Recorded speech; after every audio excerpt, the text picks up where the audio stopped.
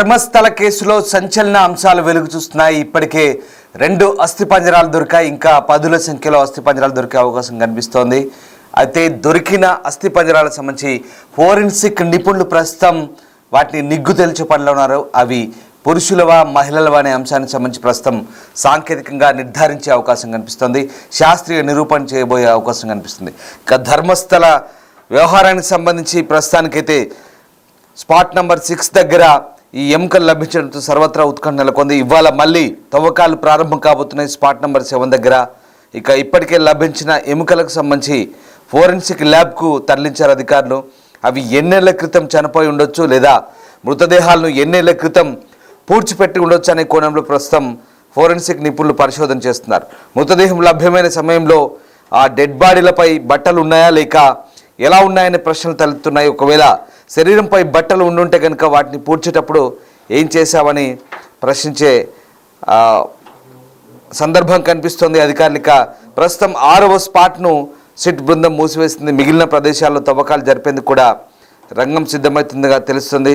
9వ స్పాట్లో ఎక్కువగా అస్థి పంజరాలు లభ్యమయ్యే అవకాశం కనిపిస్తుంది. గతంలో ఈ విషయాన్ని మాజీ పారిశుద్ధ్య కార్మికులకు పోలీసులకు చెప్పినట్టు తెలుస్తుంది. సో ఫోరెన్సిక్ పరిశోధనలు ఎలా ఉంటుందన్న దానిపై ఉత్కంఠ కొనసాగుతుంది. ముందుగా లభ్యమైన ఎముకలను ఒకచోట చేర్చి మానవ శరీరంలో ఒక రూపాన్ని క్రియేట్ చేసే అవకాశం కనిపిస్తుంది. అడ్వాన్స్డ్ టెక్నాలజీ ఉపయోగించి కొన్ని కెమికల్స్ ఆధారంగా ఎముకలు ఎవరివో నిర్ధారించనున్నారు అధికారులు. దొరికిన అస్థిపంజరాలు మగవ లేక ఆడవారివా అనే కోణంలో పరీక్షలు నిర్వహించే అవకాశం కనిపిస్తుంది. ఇక వాటి ఆధారంగా వయసును కూడా గుర్తించే ఛాన్స్ కనిపిస్తుంది. ఇప్పటికే ధర్మస్థలలో అనేక కీలక అంశాలను రాబట్టే ప్రయత్నం చేస్తున్నారు అధికారులు. ఈ సిట్ బృందంలో ఫోరెన్సిక్, మెడికల్, రెవెన్యూ, పోలీస్ అధికారుల బృందం ప్రస్తుతం 20 మంది తవ్వకాలు కొనసాగిస్తున్నారు. ఇక డీజీ స్థాయి అధికారి నేతృత్వంలో ప్రస్తుతం ఈ బృందం దర్యాప్తు ముమ్మరంగా సాగుతోంది. మరికొంతమంది ఎస్పీ ర్యాంక్ అధికారులు కూడా ఇందులో ఉన్నారు. దాదాపు 8 మంది సీనియర్ అధికారుల బృందం అంతా ఐపీఎస్లో ఉన్నారు. వీళ్ళందరి నేతృత్వంలో ప్రస్తుతం ఈ సిట్ బృందం తీవ్రంగా గాలింపు కొనసాగుతోంది. విజిల్ బ్లోయర్ ఇచ్చిన సమాచారం మేరకు ప్రస్తుతం ధర్మస్థలలో ఈ పరిశోధనలు కొనసాగుతున్నాయి. ఇప్పటికే 6వ పాయింట్ దగ్గర శ్మశాన వాటికలో సిట్ అధికారుల బృందం తవ్వకాలను జరిపి ఎముకలను వెలికితీసింది. అయితే వాటికి ఇప్పుడు ఆ ఎముకలన్నింటి కూడా ఒకే చోట పేర్చి ఒక మానవ రూపంలాగా తయారు చేసి ఒక స్కెల్టన్ లాగా పూర్తిగా వెన్నుముక నుంచి చేతులు పుర్రెతో సహా అన్నీ ఒక దగ్గర చేర్చి వాటికి కొన్ని రసాయనాలు కలిపి దాని నిగ్గు తేల్చే పనిలో ఉన్నారు. ఆ ఎముకలు ఆడవారివా మగవారివా అనే కోణంలో ప్రస్తుతం ఆరా తీసే పనులు. ప్రాథమిక నిర్ధారణ ప్రకారం అవన్నీ మగవారిగా నిర్ధారించారు. సో సామూహిక సమాధి ఆరోపణల కేసుకు దర్యాప్తు చేస్తున్న ప్రత్యేక దర్యాప్తు బృందం కర్ణాటకలోని మంగళూరు జిల్లాలో ఇక హిందూ యాత్రా కేంద్రంలో 6వ సమాధి స్థలం తవ్వకాన్ని పూర్తి చేసినట్టుగా చెప్తున్నారు. సో ఈ కేసుకు సంబంధించి ఒక ప్రధాన పరిణామం చోటు చేసుకుంది. 6వ శ్మశాన వాటిక తవ్వక సమయంలో సిట్ అధికారుల బృందం ఆ ఎముకలను అయితే వెలికి తీసినప్పుడు దాదాపు 14 ఎముకలు తీసినట్టు తెలుస్తుంది. ఇక ఈ విషయాన్ని ప్రస్తుతం చాలా గుట్టుగా గోప్యంగా అధికారులు అయితే వ్యవహరిస్తున్నారు. మొత్తం వ్యవహారాన్నంతా కూడా వీడియో తీస్తున్నట్టుగా తెలుస్తుంది. కానీ బయట వ్యక్తులకు ఎలాంటి సమాచారాన్ని పూర్తి స్థాయిలో వాళ్ళు షేర్ చేయట్లేదు. సో ధర్మస్థల పట్టణంలో సామూహిక సమాధి ఆరోపణలపై దర్యాప్తులో ఒక ముఖ్యమైన మలుపుగా ఈ ఎముకలు సంబంధించినటువంటి పరిశోధన చెప్పొచ్చు. ఈ విషయాన్ని వెల్లడించిన వ్యక్తి ఎవరైతే ఫిర్యాదుదారు ఉన్నాడో మొత్తం 13 సామూహిక ఖనన స్థలాలను గుర్తించారు. సెట్ వర్గాల సమాచారం ప్రకారం అటవీ ప్రాంతంలో ఉన్న 6వ ఖనన స్థలం నుంచి మొత్తం 12 ఎముకలు లభ్యమయ్యాయి. సో అధికారులు ఒక పుర్రే ఎముకలు కూడా సేకరించే పరిస్థితి. సో మొత్తం మీద మరికొన్ని అస్థిపంజరాలు దొరికే అవకాశం ఉన్నట్టుగా చెప్తున్నారు. ఇప్పటి వరకు అందుతున్న సమాచారం ప్రకారం ప్రస్తుతం ధర్మస్థలలో దొరికినటువంటి ఈ సామూహిక ఖననాల ప్రక్రియకు సంబంధించిన ఆనవాళ్ళ గురించి ఇప్పుడు సర్వత్రా ఉత్కంఠ కొనసాగుతుంది. నిజంగా ఫిర్యాదుదారు ఇచ్చిన సమాచారం మేరకు ప్రస్తుతం అలాంటి పరిస్థితి ఉందా? ఆ ప్రాంతంలో వందలాది మంది మృతదేహాలకు సంబంధించిన ఆనవాళ్ళు దొరకబోతున్నాయా? ప్రస్తుతం ఎలాంటి అక్కడ ఉన్నటువంటి పరిస్థితులు ఏంటి అనే కోణంలో ప్రస్తుతం పూర్తిగా అధికారులు అయితే ఆరా తీస్తున్న పరిస్థితి కనబడుతోంది. ధర్మస్థల్లో అసలు ఏం జరుగుతోంది, వాస్తవానికి ధర్మస్థల్లో ఉన్నటువంటి పరిస్థితులు ఎలా ఉన్నాయి, సిట్ అధికారులు అయితే ఎప్పటికప్పుడు దీనికి సంబంధించి ఆరా తీస్తున్నారు. ఆ విజిల్ బ్లో ఇచ్చిన సమాచారంతో అక్కడ దొరికినటువంటి ఆధారాలతో క్రోడీకరించుకొని పోల్చుకొని ప్రస్తుతం ఈ అంశానికి సంబంధించే అధికారులు అయితే ఆరా తీస్తున్న పరిస్థితి. సో అస్థిపంజరాలు దొరకడంతో ధర్మస్థల రహస్యం వీడుతుందా లేదా అనేది ప్రస్తుతం ఇంకా ఉత్కంఠ కొనసాగుతుంది. అయితే ఈ ధర్మస్థల్లో ఉన్నటువంటి పరిస్థితులు ఏవైతే ఉన్నాయో, ప్రస్తుతం ఉన్నటువంటి సందర్భాన్ని అధికారులు పూర్తిగా ఎప్పటికప్పుడు ఫిర్యాదుదాడిచ్చినటువంటి సమాచారంతో ఇప్పుడు ఉన్నటువంటి సందర్భానుసారంగా దొరుకుతున్నటువంటి ఆధారాలను బట్టి ఒక్కసారిగా అధికారులు అయితే ఒక అంచనాకు రాలేకపోతున్నారు. ప్రస్తుతం ఇంకా ఆ 13 స్థలాల దగ్గర పూర్తి స్థాయిలో కనుక సోదాలు జరిపితే ఎలాంటి అవశేషాలు దొరుకుతాయి, ఎలాంటి పరిస్థితులు ఉంటాయనే కోణంలో ప్రస్తుతం పోలీసులు అయితే ఆరా తీస్తున్న పరిస్థితి. ఈ మొత్తం వ్యవహారంలో ఫోరెన్సిక్ నిపుణులే చాలా కీలకంగా మారబోతున్నారు. దొరికినవి దొరికినట్టుగా ఫోరెన్సిక్ అధికారులు ల్యాబ్లకు పంపిస్తున్నారు. ఇప్పుడు దొరికిన ఆ ఎముకలు, 6వ స్పాట్లో దొరికిన ఎముకలు ఏవైతే ఉన్నాయో వాటన్నిటిని కూడా ఒక దగ్గర పేర్చి ఒక మానవ అస్థిపంజరం మాదిరిగా తయారు చేసి ఆ ఎముకలన్నిటి కూడా వాటికి కొన్ని కెమికల్స్ రసాయనాలు అద్ది అవన్నీ కూడా మగవారివా ఆడవారివా పూర్తి స్థాయిలో ట్రేస్ అవుట్ చేసే సందర్భంగా ఉంటుంది. మొత్తం ఒక 10 అస్థిపంజరాలు దొరికినట్టుగా చెప్తున్నారు. ఆ 10 అస్థిపంజరాలు కూడా దొరికిన విషయాన్ని పూర్తిగా గోప్యంగా ఉంచుతున్నారు.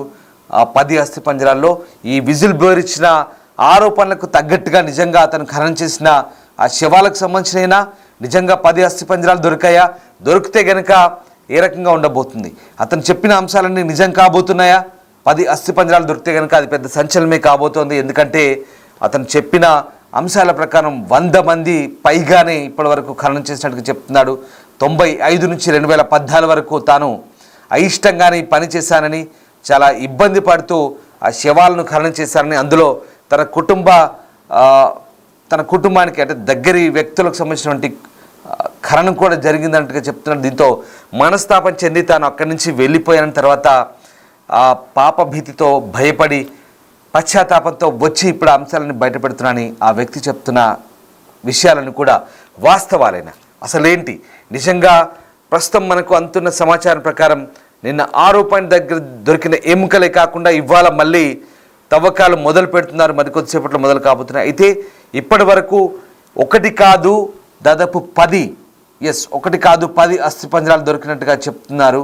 సో దీన్ని బట్టి ఆయన చెప్తున్న ఆ విజిల్ బ్లోయర్ చెప్తున్న అంశాలు దాదాపు వందలాది శవాలు నిజంగానే పాతిపెట్టాడా, నేత్రావతి నది ఒడ్డున ప్రస్తుతానికి 6 పాయింట్ వరకు 6 నుంచి 9వ పాయింట్ వరకు చేసినటువంటి ఏదైతే ఆ గుర్తించిన స్పాట్స్ ఉన్నాయో అక్కడ కేవలం కొన్ని ఎముకలు మాత్రమే దొరికాయి. కానీ మిగతా చోట ఎందుకు దొరకలేదు, 1 నుంచి 6 వరకు ఎందుకు దొరకలేదు అంటే ఆ ప్రాంతంలో పూర్తిగా ఆ నేత్రావతి నది పరివాహక ప్రాంతంలో నీళ్లతో ఆ పరిసరాల్లో ఆ నది ప్రవహించినప్పుడు మట్టితో సహా కొట్టుకుపోయే అవకాశం ఉన్నట్టుగా కూడా ఆ వ్యక్తి చెప్తున్నాడు. అయితే 9వ స్పాట్ నుంచి ఖచ్చితంగా 13వ స్పాట్ వరకు తాను చెప్పిన అంశాల పరంగా ఆ శోధన చేస్తే కనుక ఖచ్చితంగా 10ల సంఖ్యలో ఆ శవాలకు సంబంధించిన ఆనవాళ్ళు, ఎముకలు లేదా పుర్రెలు, అస్థిపంజరాలు దొరికే అవకాశం ఉందని ఆ వ్యక్తి చెప్తున్నాడు. నిజంగా అతను చెప్పింది నిజమైతే కనుక అది పెద్ద సంచలనంగా మారే అవకాశం కనిపిస్తుంది. ఇన్నాళ్ల పాటు దాగి ఉన్న ఆ రహస్యం, దశాబ్దాల కాలంగా అతను చేసిన ఆ ఖననాల, సామూహిక సమాధుల అంశం, రహస్యం ఇప్పుడు గుట్టు వీడే అవకాశం కనిపిస్తుంది. ఎందుకంటే ఇది చాలా దిగ్భ్రాంతికరమైన అంశం, దేశవ్యాప్తంగా చాలా సంచలనం రేపిన అంశం. ఇప్పుడు ఆ వ్యక్తి చేసిన ఆరోపణలు మామూలువి కాదు, అవన్నీ కూడా దేశవ్యాప్తంగా ఒక సంచలనంగా మారిన అంశాలు. అందుకోసమే ప్రత్యేక దర్యాప్తు బృందం ఏర్పాటు చేసిన నేపథ్యంలో ఇప్పుడు ఆ అధికారులంతా కూడా తీవ్రంగా శ్రమిస్తున్నారు. వర్షం పడుతున్నా, ప్రతికూల పరిస్థితులున్నా ఆ ప్రాంతానికి వెళ్ళి అడవిలోకి చొచ్చుకొని వెళ్ళి అక్కడ సోదాలు చేస్తున్న పరిస్థితి. నిజంగా ఇక్కడ అధికారులు చేసిన సోదాలు సఫలీకృతమవుతున్నాయా, అసలు ఆ అస్థిపంజరాలు దొరుకుతున్నాయా, దొరికితే కనుక అస్థిపంజరాల ద్వారా ఈ రహస్యం వీడే అవకాశం ఉందో, దీనికి సంబంధించిన పోల్ పెట్టాం. మీరేమనుకుంటున్నారు, మీ అభిప్రాయాలను కూడా కామెంట్ రూపంలో తెలియజేయండి. అస్థిపంజరాలు దొరకడంతో ధర్మస్థల రహస్యం వీడుతుందా అంటే దాదాపు 69% ఎస్ అని చెప్తున్నారు. దాదాపు 31% నో అని చెప్తున్నారు. సో నిజంగా ఆ ధర్మస్థల్లో రహస్యం వీడే అవకాశం కనిపిస్తుందా? ఇవాళ 5వ రోజు వరుసగా ఈ గాలింపు శోధింపు జరిగే అవకాశం కనిపిస్తుంది. ఎక్కడ అధికారులు పట్టు విడవడం లేదు. వర్షం పడుతున్న ప్రతికూల పరిస్థితులు ఉన్న ప్రస్తుతం అక్కడ శోధించే పరిస్థితులు అయితే ఇంకా జరుగుతున్నాయి. కంటిన్యూగా కొనసాగుతున్న పరిస్థితి కనబడుతుంది. ధర్మస్థల్లో కొనసాగుతున్న ఈ వ్యవహారానికి సంబంధించి ప్రస్తుతం దేశవ్యాప్తంగా ఒక ఆసక్తి అయితే నెలకొంది. ఇక ఫిర్యాదుదారు ఇచ్చిన అంశాల ఆధారంగా, సూచనల ఆధారంగా, సాక్ష్యం ఆధారంగా ప్రస్తుతం 13 సామూహిక కన్నస్థలాలను అయితే అధికారులు గుర్తించారు. సో సిట్ వర్గాల సమాచారం ప్రకారం అటవీ ప్రాంతంలో ఉన్న మొత్తం ఏవైతే స్పాట్స్ ఉన్నాయో వాటి దగ్గర ఖచ్చితమైనటువంటి నిర్ధారణ కోసం అధికారులు ఇంకా పూర్తి స్థాయిలో సెట్ చేసే అవకాశం కనిపిస్తుంది. ఎక్కడ అధికారులు పట్టు వదలడం లేదు. ఇంకా ప్రాంతాన్నంతా కూడా పూర్తి స్థాయిలో జల్లెడ పడుతున్న పరిస్థితి. అయితే అధికారులు అక్కడ ఆ సామూహిక ఖననాల వ్యవహారంలో కంప్లీట్గా ఆ శవాలన్నింటినీ కూడా పూడ్చిపెట్టి ఖననం చేసే ప్రక్రియలో భాగంగా కొన్ని ఉప్పు లాంటి కొన్ని పదార్థాలు లేదా కొన్ని రసాయనాలు వాడినట్టుగా కూడా అనుమానాలు వ్యక్తమవుతున్నాయి. సో ప్రస్తుతం ఈ ఎముకలన్నింటినీ కూడా తీసుకొని ఒక దగ్గర చేర్చి అస్థిపంజరాలను కనిపెట్టే ప్రక్రియలో వాటికి కూడా కొన్ని రసాయనాలను చేర్చి వాటన్నింటినీ కూడా ఫోరెన్సిక్ ల్యాబ్ అధికారులు శాస్త్రీయంగా నిర్ధారణ చేసే ప్రక్రియలో ఉన్నట్టుగా తెలుస్తుంది. వాస్తవానికి ఈ శవాల పూడ్చిపెట్టే ప్రక్రియ కూడా ఉప్పు పాత్ర మాదిరిగా ఉప్పు వేసి పూడ్చిపెట్టి వాటిని నిర్వీర్యం చేసే పని చేసినట్టుగా తెలుస్తోంది. సో ఆ రకంగా ప్రస్తుతం అయితే అధికారులు ఏమేం చేశారు, ఈ ఖననాల ప్రక్రియ సామూహిక సమాధుల దగ్గర ఎలాంటి పరిస్థితులు ఉన్నాయి అవన్నీ కూడా ట్రేస్ అవుట్ చేసే ప్రయత్నం చేస్తున్నారు. మనం చూడొచ్చు ఆ దృశ్యాలు.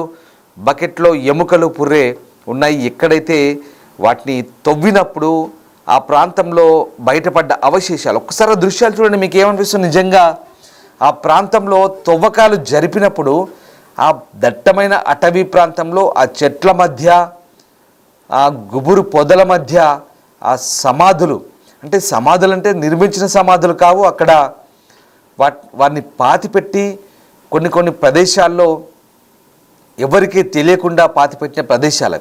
ఒకసారి దృశ్యాలు చూడండి. వర్షం పడుతుంటే చిమ్మ చీకట్లు అలుముకున్నాయి. అక్కడ ఆ చెట్ల మధ్య వెలుతురు లేని ప్రదేశాల్లో తవ్వకాలు జరుపుతుంటే నిజంగా ఇది ఒక హర్రర్ సినిమా మాదిరిగా అనిపిస్తోంది.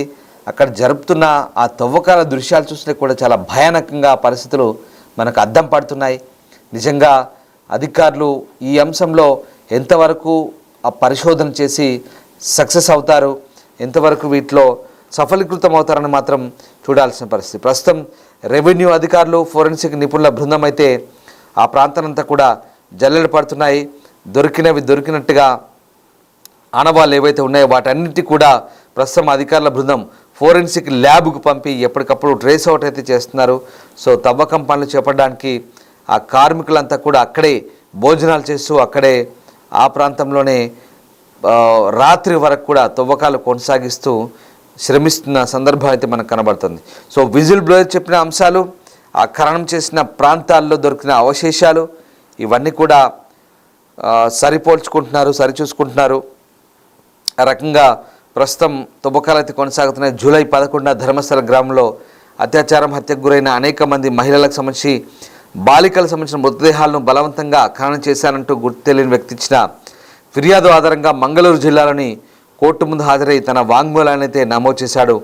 ఇప్పుడు అతని సమక్షంలోనే ఈ మృతదేహాల వెలికితీత జరుగుతుంది. ప్రస్తుతం మహిళల శరీరాలపై లైంగిక వేధింపుల సంకేతాలు స్పష్టంగా కనిపించాయంటూ అప్పుడు ఆయన చెప్పిన అంశాలను బట్టి ప్రస్తుతం ఇప్పుడు ఆ దర్యాప్తు అయితే సాగుతుంది. అయితే వారు బట్టలు లేదా లోదుస్తులు లేకుండా కనిపించారు, హింసాత్మక లైంగిక చర్యలకు సూచించే గాయాలు వారిపై ఉన్నాయంటూ ఆయన చేసిన ఆరోపణలు ఏవైతే ఉన్నాయో వాటిని నిర్ధారించుకునేందుకు ఇప్పుడు అధికారులు తీవ్రంగా శ్రమించాల్సిన పరిస్థితి. ఎందుకంటే అనేక మంది మహిళలు, బాలికలు, నిరాశ్రయులైన పురుషులు పాల్గొన్న ఈ దిగ్భ్రాంతికరమైన ధర్మస్థల హత్యలపై సుప్రీంకోర్టు లేదా హైకోర్టు పర్యవేక్షణలో సిట్ దర్యాప్తు జరపాలని సుప్రీంకోర్టు రిటైర్డ్ న్యాయవాదులు అలాగే సామాజిక కార్యకర్తలు డిమాండ్ చేసిన నేపథ్యంలో ఈ పరిణామం పెద్ద వివాదానికైతే దారితీసింది. ప్రస్తుతం ఈ అంశానికి సంబంధించే అనేక ట్విస్టులు చోటు చేసుకుంటున్నాయి.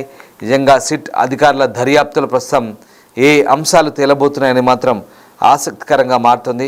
సో ప్రస్తుతానికైతే ఈ మృతదేహాలకు సంబంధించి అప్పుడు బట్టలు ఉన్నాయా, లేక ఆ సందర్భంలో ఎలా ఉండే, అంటే అతను ఖననం చేసినప్పుడు ఎలాంటి పరిస్థితులు ఉండే, ఇవన్నీ కూడా ప్రస్తుతం మరొకసారి క్రాస్ చెక్ చేసుకుంటున్నారు సిట్ అధికారుల బృందం. ఆ వ్యక్తితో, ఫిర్యాదుదారుడితో మాట్లాడుతున్నారు.